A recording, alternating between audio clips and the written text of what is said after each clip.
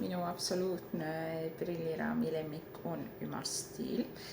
See jääb silma väga tugevasti tänavapildis, üritustel, kes kannavad selliseid ümaraid prille. See on lihtsalt nagu nii ilus ja tegelikult on seda prilli väga lihtne välja kanda. Et see ongi, need on väga vinged prillid. Ma võtsin esimese hooga sisse endale 15 erinevat mudelit, mul on mõned alles või ongi 1-2 alles.